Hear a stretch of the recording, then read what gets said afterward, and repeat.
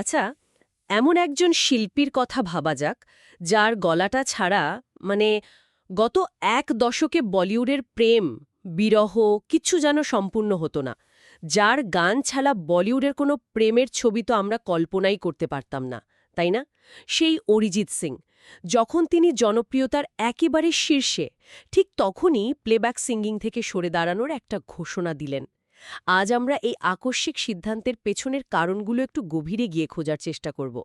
আমাদের কাছে বেশ কিছু রিপোর্ট আর আর্টিকেল আছে, যা থেকে আমরা বোঝার চেষ্টা করব কেন তিনি এই পদক্ষেপ নিলেন আর ভবিষ্যতে আমরা তার কাছ থেকে কি পেতে পারি। একদম ঠিক।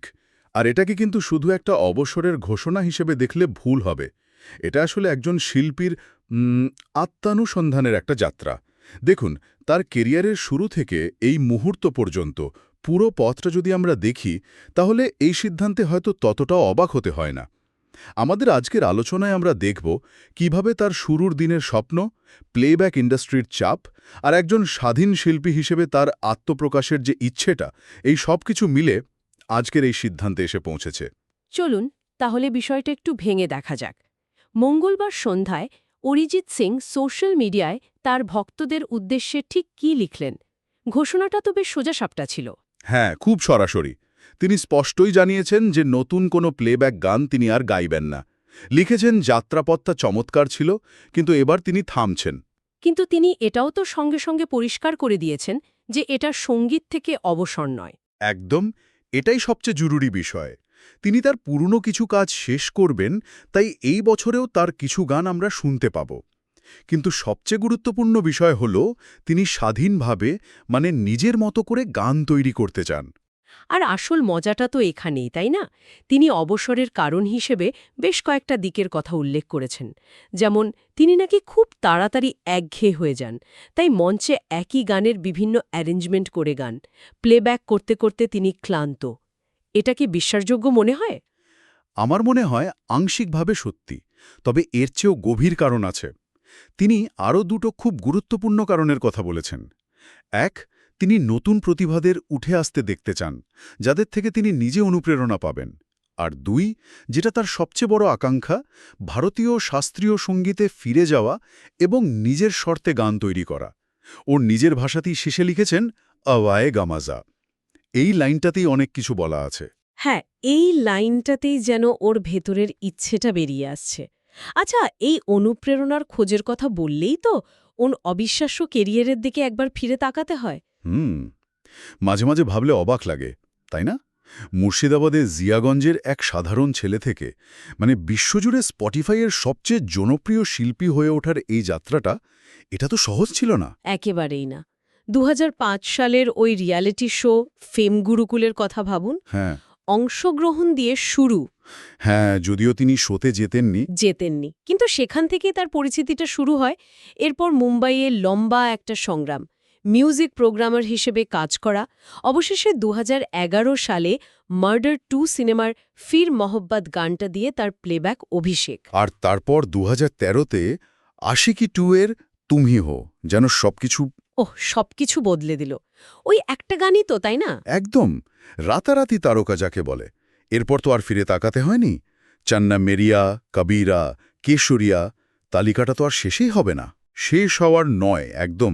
আর সবচেয়ে আকর্ষণীয় বিষয় হল ওনার কণ্ঠের যে বৈচিত্র্যটা। মানে উনি শুধু রোম্যান্টিক গান নয়, সুফি, গজল, কাওয়ালি থেকে শুরু করে ডান্স নম্বর সব কিছুতেই সমান সাবলীল ছিলেন।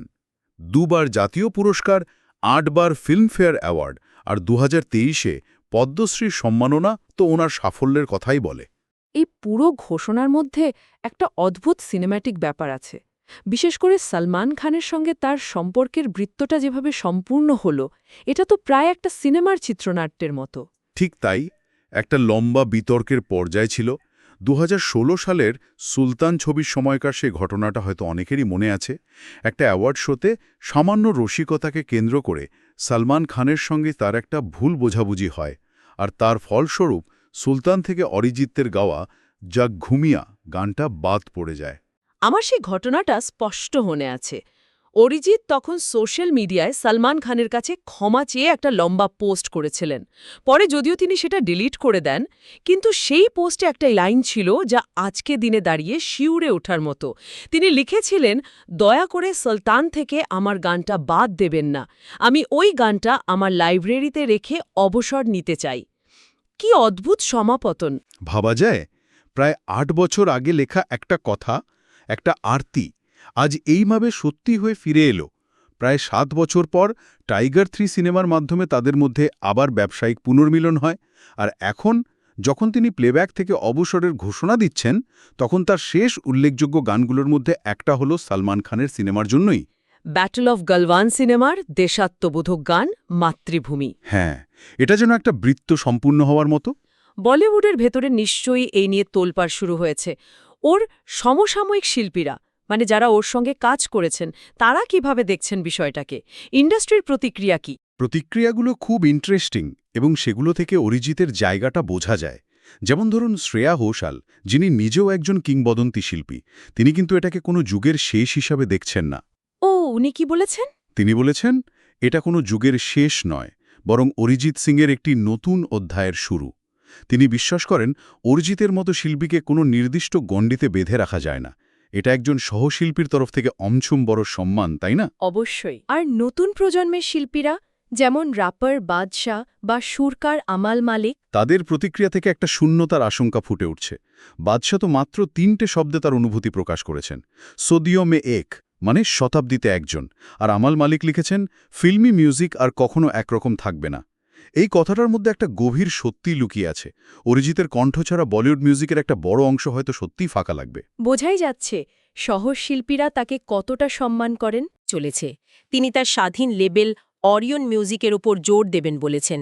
২০২০ সালে তিনি রিহা নামে একটা গানও তো প্রকাশ করেছিলেন এই লেবেলের অধীনে।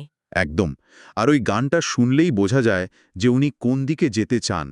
ওটার সাউন্ডস্কেপ, ওটার অ্যারেঞ্জমেন্ট বলিউডের ফর্মুলা থেকে অনেকটাই আলাদা, অনেক বেশি ব্যক্তিগত, অনেক বেশি পরীক্ষামূলক। আমার মনে হয় এই লেভেলের মাধ্যমে আমরা সেই আসল অরিজিৎকে চিনতে পারব, যার ওপর কোনো পরিচালক বা প্রযোজকের চাপ নেই। এক সাক্ষাৎকারে তিনি একবার জাবেদ আখতারকে বলেছিলেন না যে তিনি আসলে একজন কম্পোজার হতে চান? হ্যাঁ, বলেছিলেন। আর জাবেদ সাহেব তাকে একটা দারুণ পরামর্শ দিয়েছিলেন। বলেছিলেন, আগে গায়ক হও, তারপর কম্পোজারও হয়ে যাবে। মনে হচ্ছে তিনি এখন সেই দ্বিতীয় ধাপেই পা রাখতে চলেছেন। তাহলে আজকের আলোচনা থেকে এটা তো স্পষ্ট যে অরিজিৎ সিংয়ের এই সিদ্ধান্তটা আসলে কোনো সমাপ্তি নয়, বরং একটা রূপান্তর। প্লেব্যাকের জগৎ হয়তো তার কণ্ঠকে নিয়মিত পাবে না, কিন্তু একজন স্বাধীন শিল্পী হিসাবে তিনি হয়তো আমাদের আরও নতুন, আরও গভীর কিছু উপহার দিতে চলেছেন। আর যদি আমরা এটাকে একটা বড় প্রেক্ষাপটে দেখি, তাহলে প্রশ্নটা হলো, একজন শিল্পীর জন্য কোনটা বেশি জরুরি? ফিল্ম ইন্ডাস্ট্রির বিশাল প্ল্যাটফর্ম ব্যবহার করে অগণিত মানুষের কাছে পৌঁছানো, নাকি নিজের সৃজনশীলতাকে আপোষহীনভাবে প্রকাশ করার স্বাধীনতা? খুব গুরুত্বপূর্ণ একটা প্রশ্ন। অরিজিৎ সিং হয়তো দ্বিতীয় পথটাই বেছে নিলেন, আর দেখিয়ে দিলেন যে সাফল্যের শিখরে পৌঁছেও নিজের শিখরে ফিরে যাওয়ার সাহস রাখা যায়। এটা একটা নতুন সম্ভাবনার দরজা খুলে দিতে পারে। তিনি হয়তো এমন কিছু তৈরি করবেন যা আগামী দিনের সঙ্গীতকে নতুন পথ দেখাবে। ঠিক, প্লেব্যাকের একঘেয়েমি থেকে মুক্তি পেয়ে তিনি যখন ভারতীয় শাস্ত্রীয় সঙ্গীত আর নিজের কম্পোজিশনে মন দেবেন, তখন হয়তো আমরা এমন এক অরিজিৎকে পাব যাকে আমরা আগে চিনতামই না। এটা একজন সফল শিল্পীর জন্য অত্যন্ত সাহসী এবং অনুপ্রেরণামূলক একটা পদক্ষেপ।